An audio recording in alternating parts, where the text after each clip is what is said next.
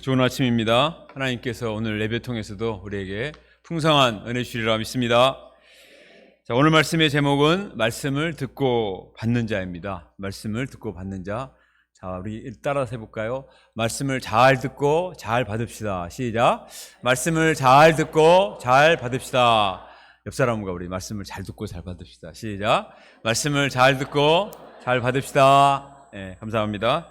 기도하겠습니다.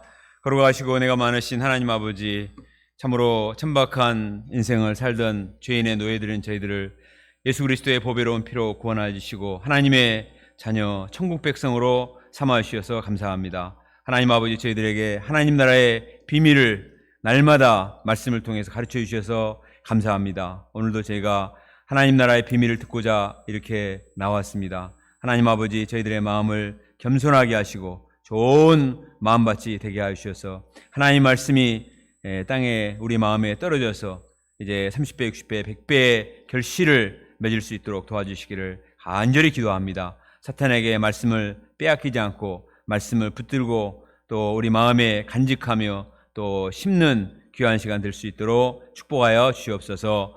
예수님의 이름으로 기도합니다. 아멘. 미국에서 이 조슈아 벨이라는 아주 유명한 바이올리니스트인데, 화면에 보시는 아주 얼굴도 잘생겼잖아요.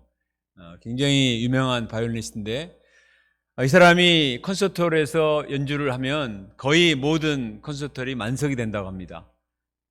그리고 그 관람료도 굉장히 비싸서 보스턴에서 한 번 했을 때는 최고로 싼 값이 13만 원이었대요. 최고로 싼 관람료가 13만 원인데도 하나도 빈 좌석이 없이 가득 채워졌습니다. 그리고 연주를 하는 동안 한 사람도 졸지 않고 집중해서 다 듣고 끝나고 나서는 막 우레와 같은 박수로 맞이해 주었습니다. 이 조슈아 벨이 이런 실험을 해봤답니다. 자기 신분을 감추기 위해서 모자를 쓰고 청바지를 입고 지하철역에서 똑같은 곡을 연주를 했대요. 그렇게 40분을 연주를 했는데 그 연주를 하는 동안 관심을 갖고 서 있는 사람은 단 6명이었다고 합니다. 40분 동안 모자에다가 감명을 받은 사람은 좀 돈을 넣어달라고 했는데 단 4만 원이 모였다고 했습니다. 똑같은 사람이 그렇게 아름다운 곡을 한번 보세요. 보면은 얼마나 그냥 그 곡에 빠져들어서 연주를 하는지 좀 감동이 되는데, 그런 곡도 음악을 알지 못하고 관심이 없고 다른 일에 바쁘면 아무 의미가 없는 거예요. 하나님의 말씀은 이 세계적인 음악가의 연주하고는 비교할 수 없는 천상의 음성인 줄로 믿습니다. 하나님의 말씀, 살아계신 하나님의 말씀인데 얼마나 고귀합니까?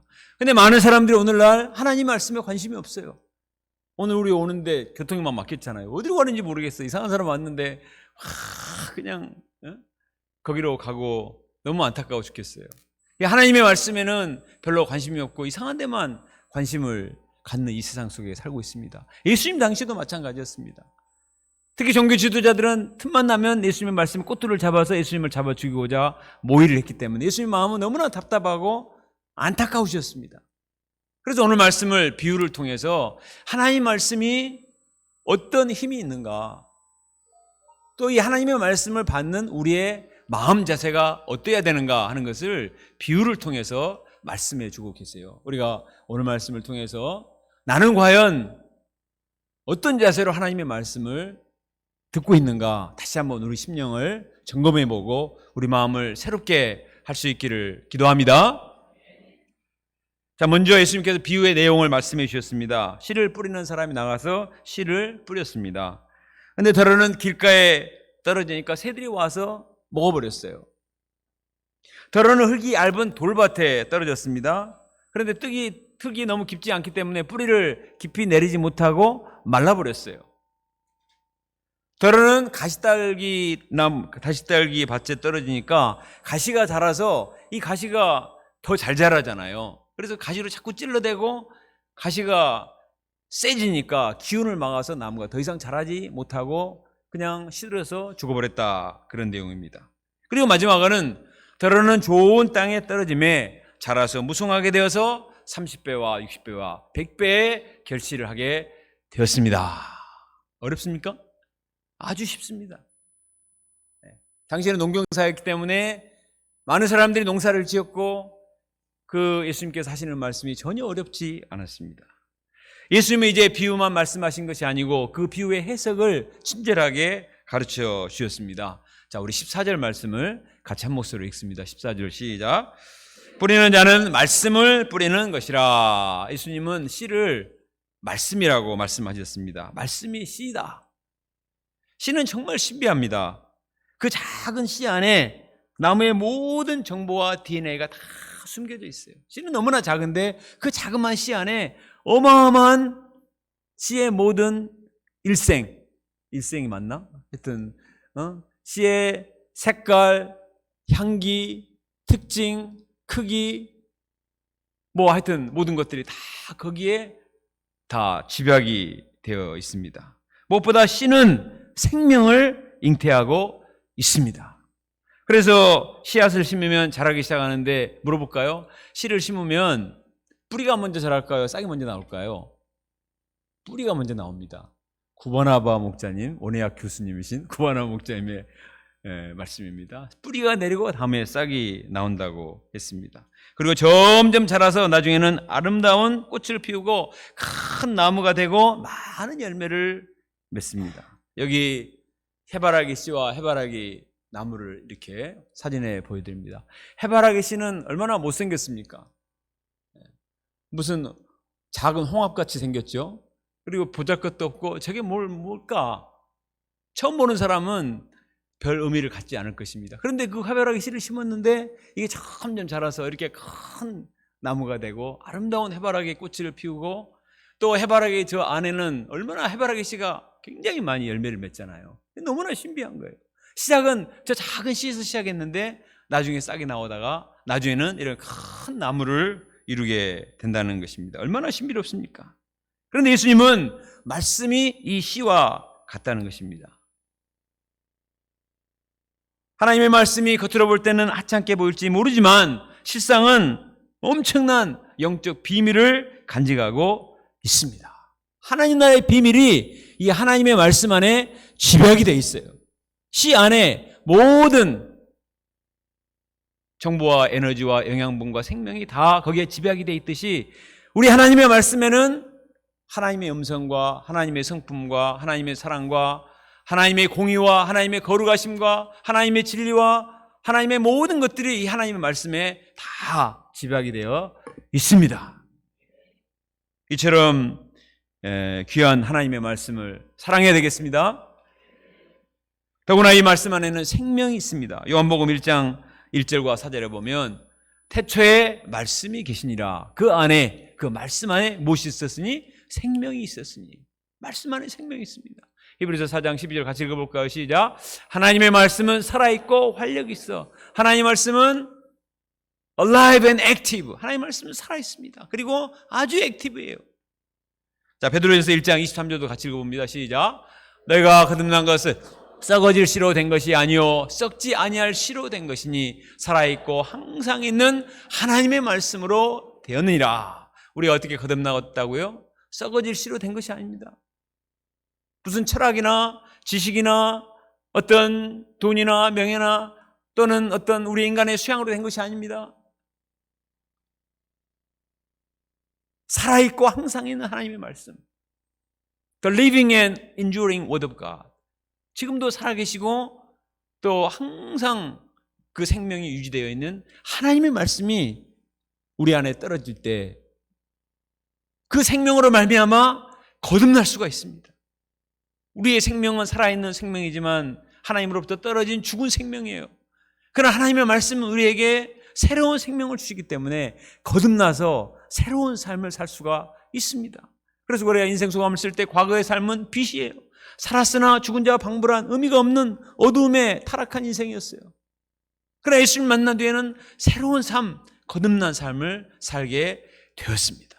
예수님 안에서 거듭날 뿐만 아니라 점점 성장해서 열매를 맺는데 30배와 60배, 100배의 풍성한 열매를 맺을 수가 있습니다.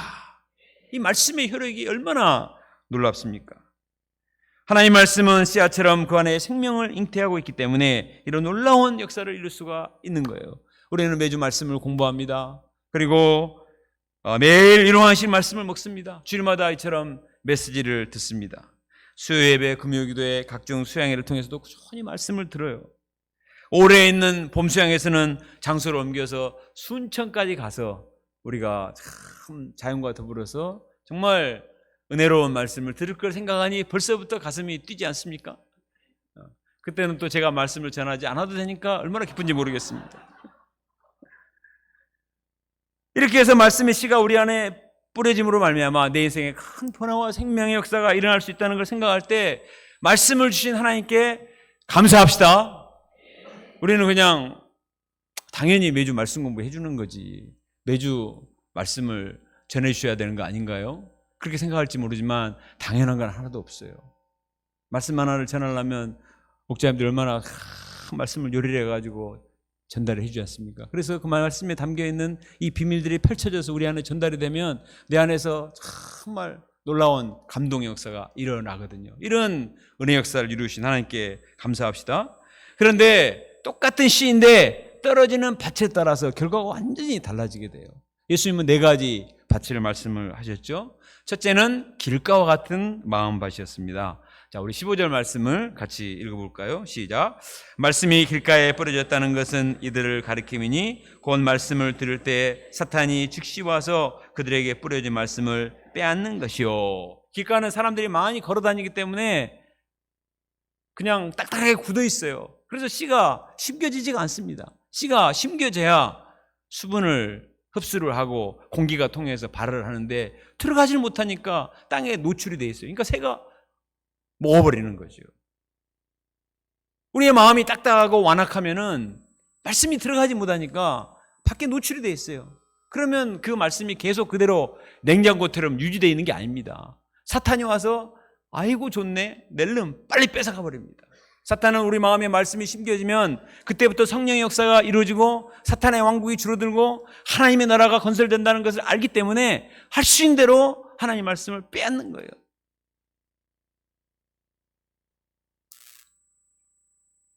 왜 사람들의 마음이 길가와 같이 딱딱하게 될까요? 말씀에 대한 소원이 없기 때문입니다.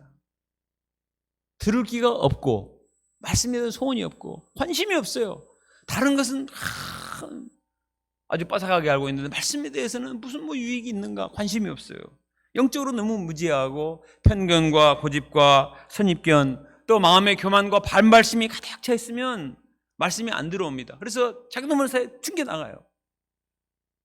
이런 사람은 아무리 좋은 말씀도 소귀의 경익기와 같습니다. 이것은 양들만 그런 게 아니에요. 우리 신앙생활을 오래 한 리더들도 마음이 딱딱해질 수 있습니다. 너무나 마음이 분주하고 세상 일이 바쁘고 여러 가지 생각 때문에 머리가 다른 것으로 가득 차 있으면 말씀이 전혀 안 들어옵니다. 여기서 딱 보면은 어느 정도는 알 수 있습니다. 마음이 딱딱할 뿐만 아니라 얼굴도 석고상처럼 딱 굳어 있어가지고 전혀 반응이 없어요. 이 말씀이 들어갈 구멍이 없습니다.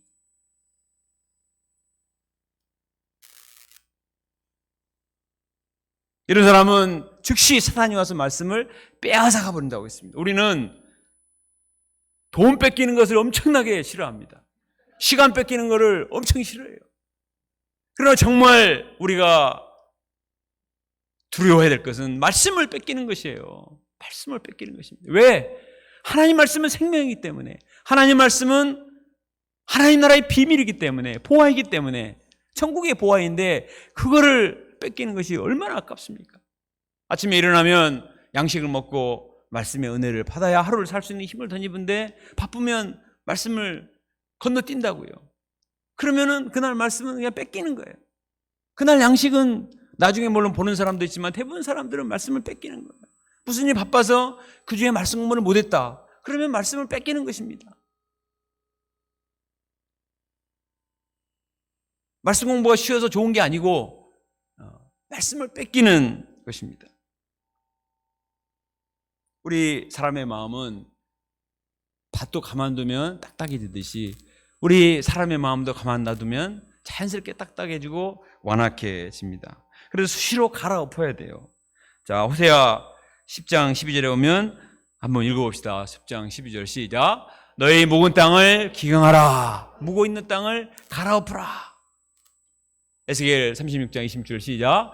또 새 영을 너희 속에 두어 새 마음을 너에게 주되 너희 육신에서 굳은 마음을 제거하고 부드러운 마음을 줄 것이요.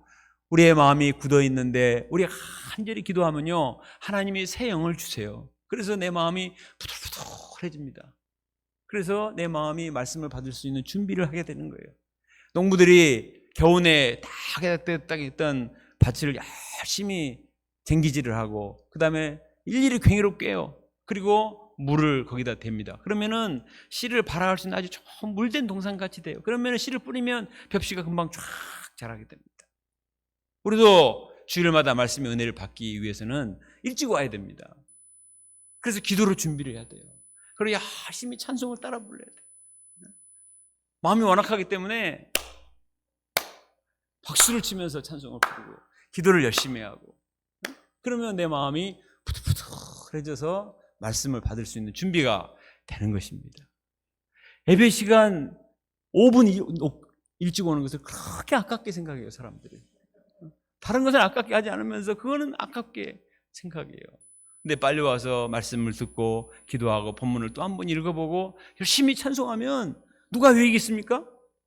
내가 유익이 있습니다. 내가 은혜를 받고 내가 말씀에 30배, 60배, 100배의 결실을 맺을 수가 있습니다.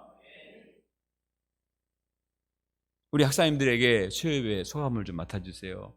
금요기도에 소감 맡아주세요 하면 대부분 부담스러워합니다. 왜냐하면 소감을 쓰려면 묵은 땅을 기경해야 되니까.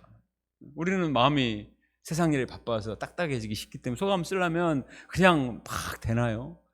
이게 갈아엎어야 되니까 힘들어요. 그래서 어떤 사람은 그냥 뭐 핑계를 대고 건너뛰죠. 근데 어떤 사람은 대부분의 목자님들 그걸 받아들이고 씁니다. 쓰면서 내 마음을 기경하다 보면 점점 마음이 부드러워져요. 그리고 주일날은 그냥 스쳐 지나갔던 말씀이 깨달아져요. 이미 알고 있었다고 생각을 했는데 소감을 쓰면 놀라운 비밀이 커튼이 열리는 것처럼 말씀이 깨달아지고 말씀이 맛있어집니다. 지식에만 있었던, 머릿속에서만 있었던 말씀이 가슴으로 내려오고 깊이 임하면서 정말 하나님의 말씀이 꿀처럼 달다. 그래서 대부분의 소강사들이 도나다 목자님, 충신 목자님이 소감을 맡겨주셔서 감사합니다, 이렇게 말을 합니다. 물론 100%는 아니에요. 그렇지만 많은 사람들이 마음을 기경하면서 말씀을 묵상해 보니까 좋은 거예요. 우리가 심령을 갈아엎고 겸손한 마음이 되어서 말씀을 묵상할 수 있기를 기도합니다. 수양회 때 말씀을 맡기면 빼앗기지 말아야 됩니다. 예수님이 마리아와 마르다 집에 갔는데 마리아는 말씀을 열심히 듣고 있었습니다. 마르다는 막 일을 하면서 분주해서, 자, 마리아 일 도와주게 해주세요. 그랬더니 예수님 뭐라 그랬습니까? 마리아는 좋은 일을 선택하였으니 빼앗기지 아니하리라. 말씀을 듣는 것이 중요하다는 거예요. 우리가 많은 일 있지만 수양회 때 말씀을 맡기면 빼앗기지 말아야 됩니다. 그래서 이번에 말씀 강사님들도 맡기니까 다 기쁨으로 영접했습니다. 겉으로는 그렇게 안 했지만 속으로는 기뻐하는 것이 느껴졌어요. 한 달 동안 말씀 투쟁하러 고생하죠. 그렇지만 그걸 통해서 참 말씀의 비밀을 깨닫는다는 게 얼마나 감사해요. 우리 이다희 목자만 다음 주 말씀 맡아달라고 했더니 지난주부터 완전히 4층에 올라가서 혼자 부흥회하고 그냥 완전히 두문불출하고 말씀 투쟁하고 있어요.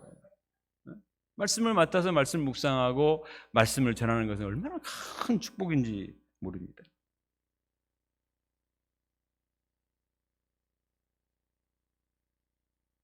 자, 두 번째는 돌밭과 같은 마음밭이죠. 자, 우리 16절과 17절 말씀을 같이 읽어보겠습니다. 시작. 또 이와 같이 돌밭에 뿌려졌다는 것은 이들을 가리킴이니 곧 말씀을 들을 때 즉시 기쁨으로 받으나 그 속에 뿌리가 없어 잠깐 견디다가 말씀으로 인하여 환난이나 박해가 일어날 때는 곧 넘어지는 자요. 돌밭은 흙이 있어요. 그래서 씨가 심겨집니다. 더구나 돌이 있기 때문에 따뜻해서 빨리 발화를 합니다. 돌의 특징이 열을 받으니까, 햇빛을 받으면 빨리 발화를 해서 빨리 나와요. 그래서 주인이 볼 때는 어이구 빨리 발화를 하네. 근데 아주 더 많은 햇빛이 비치면은 그냥 말라 비틀어져 버려요. 왜 그렇습니까? 뿌리를 깊이 내리지 못하기 때문에, 밑에 돌 때문에 뿌리를 깊이 내리지 못해서 결국은 말라 비틀어지고 마는 것입니다. 우리 인간의 마음도 돌밭과 같은 사람이 있습니다. 이 돌밭과 같은 사람들은 되게 능력이 많고 열정이 많은 사람들이에요. 그래서 다른 것에서도 반응을 잘해. 다른 데 가서도 막 이런 거 잘하는데, 말씀을 들어서도 와 은혜를 받고, 저도 목자 되랍니다. 저도 아프리카 선교사로 살랍니다. 막 이렇게 해가지고 목자님들 흥분을 시켜요. 근데 며칠 지나면 어디 가고 없어요. 열정이 있어서 반응을 감정적으로 빨리 하긴 하는데 말씀에 뿌리를 내리지는 않습니다. 이런 사람이 말라 비틀어지게 되는 거예요. 뿌리는 땅속에서 이루어지기 때문에 다른 사람이 몰라요. 나와 주님과의 관계성에 있어만 개인적으로 이루어지는 것입니다. 내가 일용하식을 하면서 소감을 쓰면서 주님과 나의 사랑의 관계성의 사연을 점점 깊게 하는 거예요. 그것이 뿌리 내리는 과정입니다. 이건 얼마나 중요한지 몰라요.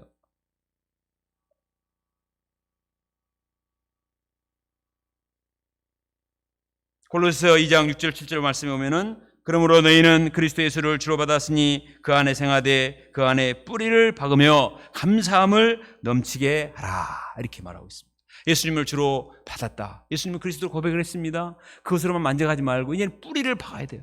다른 거 생각하지 말고, 다른 것을 사랑하지 말고 예수님만을 사랑하고 뿌리를 박되, 또 그 다음에 뭐라고 나왔습니까? 감사함을 넘치게 하라. 감사가 넘치는 사람이 뿌리가 깊습니다. 원망과 불평이 많은 사람은 뿌리가 내리다가 더 이상 안 내려가요. 그러나 작은 일에도 감사하고 한마디 말씀에도 너무나 감사한 사람은 뿌리가 깊이 늘어와요. 뿌리가 뿌리를 치면서 계속 깊어집니다. 그래서 견고한, 결코 흔들리지 않는 그런 관계가 맺혀지는 거예요. 인간의 관계도 마찬가지예요. 어떤 사람에 대해서 깊이 감사하는 사람은 그 관계가 깨지지 않습니다.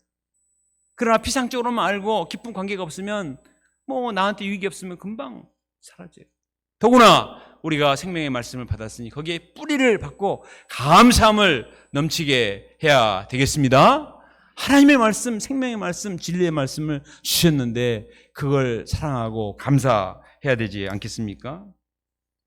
말씀을 공부하면서 우리 온해학 박사이신 구바나 목자님한테 물어보니까, 나무는 뿌리를 내리는데 끊임없이 새로운 뿌리를 계속 뻗친대요. 우리는 땅속을 잘 모르기 때문에 그냥 위에 것만 보는데 뿌리를 그냥 계속 뻗치고 또 새로운 뿌리를 계속 또 낸대요. 왜냐하면 그렇게 해야 면역력이 강해지고 그 뿌리가 아주 민감해서 끊임없이 양분과 또 수분을 계속 왕성하게 빨아들일 수 있기 때문에 계속 뿌리를 내린다고 하고 있습니다. 우리가 예수님을 믿고 뿌리를 내렸다고 해서 거기에 만족하면 안 됩니다. 우리가 계속해서 더 깊이, 더 넓게 계속 말씀에 뿌리를 내리면 우리가 점점 더 왕성하게 성장할 수 있습니다. 그리고 관악오비의 정아브람 목자님이라고 계십니다. 이분은 부장판사를 지내신 굉장히 높으신 분이죠. 그런데 이제 은퇴를 하셨는데 올해날 스텝 미팅에 꼭 오세요. 그리고 말씀을 하시는데 지난 50년 동안 거의 하루도 안 빠지고 일용하식을 써서 먹었대요. 그래서 그 집에 가면 50권 이상의 일용하식 노트가 있답니다. 그리고 매주 소감을 써서 그것을 보관하는데 50권 이상의 소감 노트가 있어요. 그래서 이분은 부장판사까지 지내고 뭐 법조계에 모르는 사람이 없을 정도로 그런 분이지만, 자기의 자랑은 자기가 어디 부장판사까지 되고 내 친구가 누구고 그것이 아니에요. 내가 주님의 말씀을 듣고 매일 양식을 먹고 매주 소감을 써서 간직한 이것이 자녀들에게 물려줄 유산이요, 주님과 나의 견고한 뿌리라는 것입니다. 얼마나 그 법조계가 유혹이 많고 얼마나 시련이 많습니까? 그 치열하고 유혹이 많은 법조계에서 자기의 중심을 지킬 뿐만 아니라 많은 열매를 맺을 수 있었던 것은 일용왕식과 또 소감을 통해서 말씀에 뿌리를 내리고자 누가 보든 보지 않든 끊임없이 영적인 투쟁을 했기 때문에 그것이 자기를 형성을 하고, 또 다른 사람에게 말씀을 가르쳐서 관악오브를 통해서 많은 선교사가 파송이 되고 제자들과 또 가정들이 세워지는 것을 보았습니다. 우리 전성기 목자님이 외지 학사 생활하면서 한때 말씀을 놓아버리고 상관두가 돌아다니며 여흥을 즐기다가 실족하는 큰 시련이 있었습니다. 그는 그부터 정신을 차리고 매일 새벽 5시에 일어나서 정확하게 양식을 써서 단톡방에 올리고 있습니다.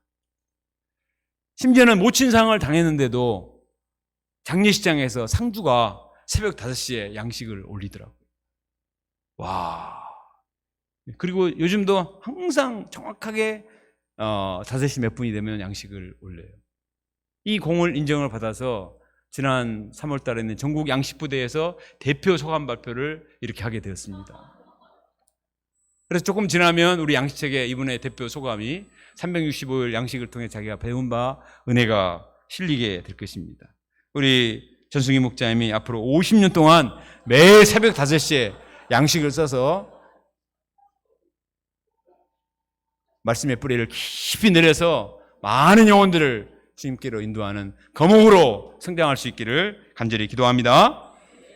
세 번째로 가시떨기와 같은 마음밭입니다. 우리 18절과 19절 말씀 같이 읽어보겠습니다. 시작. 또 어떤 이는 가시떨기에 뿌려진 자니 이들은 말씀을 듣기는 하되 세상의 염려와 재물의 유혹과 기타 욕심이 들어와 말씀을 막아 결실하지 못하게 되는 자요. 가시떨기와 같은 마음을 받은 자는 흙도 부드럽고 또 말씀의 뿌리도 내립니다. 뿌리도 잘 내려요. 근데 문제는 가시가 함께 자라기 때문에 이 가시가 기운을 막아버리는 거예요.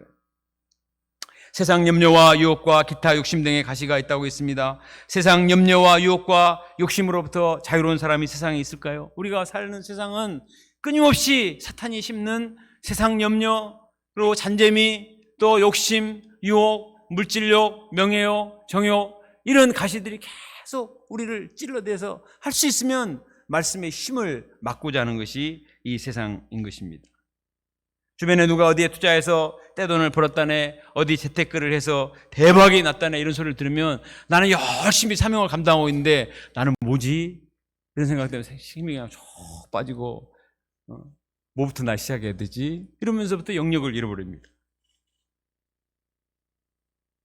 염려와 유혹의 가시에 찔린 것이죠. 디모데전서 6장 10절에 보면 돈을 사랑함이 일만하게 뿌리가 되나니 이것을 탐하는 자들은 미혹을 받아 믿음에서 떠나 많은 근심으로써 자기를 찔렀도다 그랬어요. 유혹과 근심은, 염려는 내 마음을 찔러서 영역을 뺏어가는 것입니다. 그래서 성장을 할 수가 없어요. 그렇게 소원 있게 성장했던 사람이 힘이 없어요. 그렇게 스피릿이 있었던 사람이 힘이 없어요. 유혹과 염려와 욕심의 가시에 찔린 것입니다. 지난주 우리가 예수님이 선택하신 12제자에 대해 살펴봤습니다. 거기 마지막에 보면 가룟 유다니 그는 예수를 팔자라라 이렇게 돼 있어요. 자, 이 가룟 유다가 예수님을 처음에 따르면서부터 예수님을 팔려고 따랐을까요? 천만의 말씀이에요. 이 사람도 분명히 순수하게 예수님을 배우고 예수님의 좋은 제자가 되고자 정말 예수님을 열심히 배우고 이런 사람이었을 것입니다. 그래서 예수님은 그에게 너무나 신실하기 때문에 돈깨까지 맡겨서 장막비도 다 관리하고 이렇게 할 수 있도록 했습니다. 그러나 그가 돈깨를 맡으면서 돈을 만지다 보니 돈에 욕심이 생겼습니다. 종교 지도자들이 은 30을 준다고 제안하자 그 유혹에 넘어왔습니다. 욕심의 독가시에 찔려서 돈의 노예가 되어서 결국은 예수님을 팔아버렸습니다. 그리고 이것이 크게 잘못됐다고 생각한 뒤로는 너무 늦었어요. 그래서 자살로서 인생을 마감하잖아요. 사단은 가시로 찌르고 나서 그들은 책임을 지지 않습니다. 예수님의 제자도 사탄의 종이 될 수가 있는 것입니다. 가시에 찔리면 이렇게 될 수 있는 거예요. 우리 주변에는 말초신경을 자극하는 정욕의 가시들이 얼마나 많습니까? 이 정도면 괜찮겠지. 뭐 어떻게 알랴. 오늘만 내가 즐기고 놔두지. 이러는 사이에 정욕의 가시가 점점 세집니다. 점점 강해집니다. 나중에는 걷잡을 수 없는 세력이 되어서 기운을 막아버려요. 삼손은 거룩한 나신으로 택함을 받았기 때문에 기생집에 드나들어서는 안 되는 사람이었어요. 그러나 그는 힘이 괴력이기 때문에 나귀 택배 하나로 3,000명을 죽인 사람이기 때문에 내가 기생한 사람은 얼마든지 자기가 관리할 수 있다고 믿었습니다. 그러나 그가 들릴라의 품 안에서 놀아나는 동안 나중에 머리털이 밀리게 되고 기운을 잃어버리고 나중에 적들에게 체포가 되죠. 두 눈이 뽑히고 맷돌이나 굴리는 비참한 지경에 빠지게 되었습니다. 아무리 힘이 괴력인 사람도 정욕의 가시에 찔리게 되면 이런 비참한 지경에 처하는 것을 우리는 주변에도 많이 볼 수가 있습니다. 작은 정욕의 가시를 우습게 생각해서는 안 됩니다. 얼마나 무서운 가시로 발전하는지 몰라요. 그래서 갈라디아서 5장 24절에 보면 그리스도의 새 사람들은 육체와 함께 그 정욕과 탐심을 십자가에 못 박았느니라. 정욕의 가시에 찔릴 것이 아니라 십자가의 못으로 이 정욕의 유혹을 못 박아버려야 됩니다.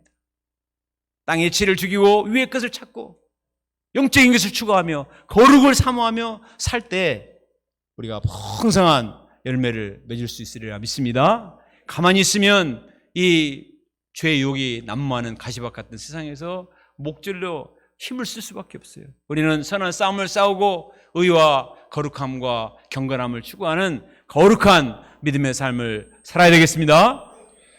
마지막 네 번째로 좋은 땅과 같은 마음밭입니다. 20절 같이 읽어봅시다. 시작. 좋은 땅에 뿌려졌다는 것은 그 말씀을 듣고 받아 30배나 60배나 100배의 결실을 하는 자니라. 좋은 땅과 같은 마음을 가진 사람은 말씀을 잘 듣고 잘 받는 사람이에요. 근데 이 받는다는 단어를 찾아보니까 원어로 파라데코마이 이런 뜻인데 이건 받는다는데 어떻게 받냐? 기쁨으로 영접하다, 호의적으로 받아들이다, 사랑하다 이런 뜻입니다. 말씀을 받는다, 그냥 수동적으로 받는 게 아니야. 아주 적극적으로 기쁨으로 호의적으로. 사도 바울과 바나바가 선교지에서 열심히 복음을 전하고 예루살렘에 왔어요. 사도행전 15장에 보면 이 바울과 바나를 교회의 지도자들이 영접하니 했을 때 파라데코마이를 썼습니다. 선교지에서 복음을 전하다가 선교사님이 왔으니 얼마나 반갑습니까? 아주 기쁨으로 영접했습니다.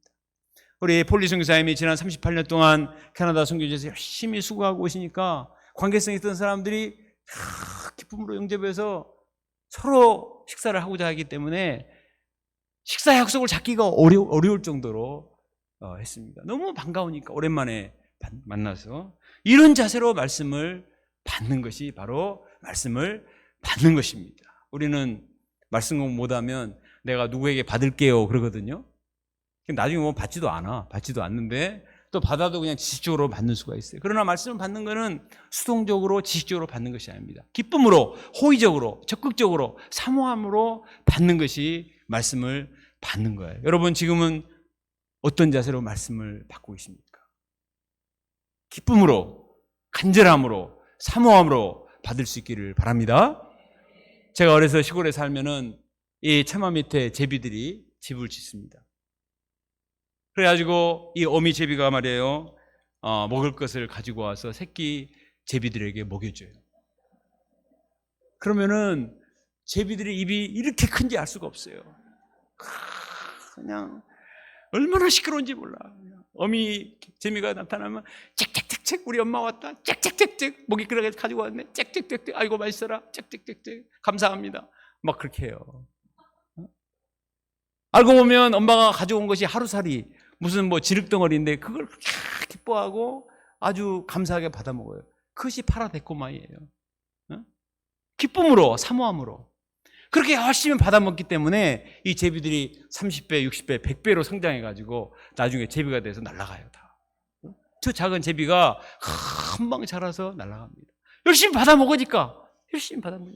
똑같이 성경 공부를 시작했는데 목자님으로부터 말씀을 열심히 기쁨으로 받아먹는 사람은 목자님 한 번 더 해주세요. 일주일에 2번씩 공부합시다. 이렇게 하는 사람들은 말씀의 영양분을 받아서 잘 성장을 할 수가 있습니다. 베드로전서 2장 2절에 갓난아이들 같이 순전하고 신령한 젖을 사모하라고 했죠. 이게 말씀을 받는 것입니다. 어린아이들이 말씀을 얼마나 엄마의 젖을 사모하듯이 그렇게 말씀을 사모하는 것입니다. 시편 1편 2절 여호와의 말씀을 즐거워하여 주야로 묵상하는 자. 또 시편 119편 97절에 주의 법을 어찌 그리 사랑하는지요 내가 종일 작은 소리로 읊조리나이다. 130절 내가 입을 열고 헐떡였나이다. 말씀을 먹고 싶어서 헐떡이는 거. 148절 내가 새벽녘에 눈을 떴습니다. 오늘 양식이 뭘까? 4시 반까지 기다릴 수가 없어. 2시에 막 일어나가지고 말씀을 보고 내가 내일 양식을 기다릴 수가 없어. 그냥 내일 양식까지 보고 이럴 정도로 이렇게 말씀을 사랑하는 거예요. 이번 일요일식 24페이지에 보면 볼리비아의 우리 신마가 선교사님이 자기의 묵상의 글을 올려놓았어요.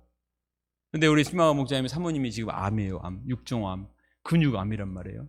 그래서 원자력병원에서 지금 수술하고 방사선 치료를 받고 있습니다. 그래서 제가 저거는 이제 1월 달에 중남미 수양에 가서 같이 찍은 사진인데 3주 전에도 올라가서 기도해드리고 같이 교제를 했습니다. 그래서 나중에 알고 보니까 나하고 나이가 같아요. 같은 84학번이야. 그래서 이제 이분이 나에게 어제 인생소감을 보내줬어요. 다른 신다 주시니까 내가 모르잖아요. 자기 인생소감을 보내줬는데 보니까 30년 동안 볼리비아에서 선교 생활을 했는데 이분은 뭘 했냐면은 광산에 가서 아연을 캐내가지고 수출을 하는 거예요. 그러니까 볼리비아의 고산지대에 가서 아연을 캐내가서 중국에 수출을 하고 그걸 무역을 해서 먹고 사니까 이 아연값이 오르고 이럴 때는 괜찮은데 그렇지 않으면은 정말 어려운 거예요. 중남미에서 가장 못 사는 나라가 볼리비아하고 베네수엘라거든요. 이렇게 가난한 나라에 가서 30년 동안 무역만 한 게 아니에요. 열심히 말씀을 전했는데 이분은 인생소감에 보니까 주일 말씀을 맡으면 100번, 200번을 읽었대요. 본문 말씀을 100번, 200번 읽는다는 게 쉬운 게 아니거든요. 매번.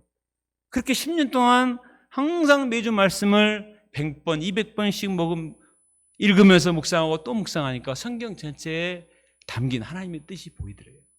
우리를 향한 하나님의 뜻과 하나님의 섭리와 하나님의 선한 손길, 로마서 8장 38절 말씀에 요절 말씀이 쫙 보이더라는 것입니다. 그래서 이번은 열심히 말씀을 가르치고 전해서 볼리비아에서 30명대 주일 예배역사를 이루고 있어요. 그리고 이번에는 목자님과 사모님이 수술 때문에 나왔는데 자기들 자체적으로 수양회를 했는데 사진에 보는 것처럼 저렇게 25명이 스스로 모여서 현지인들이 수양회를 했습니다. 그리고 이분은 그 소감에 보니까 그렇게 말씀을 열심히 묵상하고 이렇게 하니까 말씀이 너무나 은혜가 있어가지고 매주 서너 편의 묵상 수필을 쓴대요. 그것이 이번에 24페이지 올라온 내용입니다. 아니 일용하심 먹고 줄 메시지 쓰기도 힘들어 죽겠는데 묵상의 일을 매주 서너 편을 쓰는 거예요. 그러니까 지난 30년 동안 말씀을 묵상하면서 그 고산지대에서 그 힘든 곳에서 몸부림치면서 말씀을 투쟁하니까 그 내면에서 말씀의 뿌리가 내려지고 고구마 줄기처럼 그 묵상한 많은 비밀들이 묵상 수상록이 되어서 올라오더라는 거예요. 우리는 시간이 많고 여유가 있으면 말씀 묵상도 많이 하고 은혜를 받을 것 같지만 그렇지 않아요. 우리 신마가 선교사나 우리 하넬리아 목장님 같은 분도 힘든 일을 하시지만 그러나 말씀을 사랑하고 말씀을 생명선으로 말씀을 열심히 묵상하고 말씀을 받고 사모하고 즐기고 열심히 가르치고 하게 되면 그 말씀이 우리 안에서 세력을 얻고 30배, 60배, 100배의 결실을 맺을 줄로 믿습니다. 결론입니다. 하나님은 지금도 우리에게 생명의 말씀을 주고 계십니다. 하늘의 비밀이 담긴 생명의 말씀을 때마다 주시고 계십니다. 우리가 이 말씀을 사모합시다. 말씀을 잘 듣고 말씀을 받아야 됩니다. 완악한 마음, 교만한 마음, 염려, 걱정, 근심, 정욕 이러한 가시를 뽑고 말씀을 받아들여서 말씀을 잘 묵상하고 순종하고 이 말씀을 또 열심히 가르쳐서 내 안에서 말씀이 열매를 맺고 다른 사람 인생도 풍요롭게 하는 열매 맺는 거목이 되게 하시기를 간절히 기도합니다. 기도하겠습니다.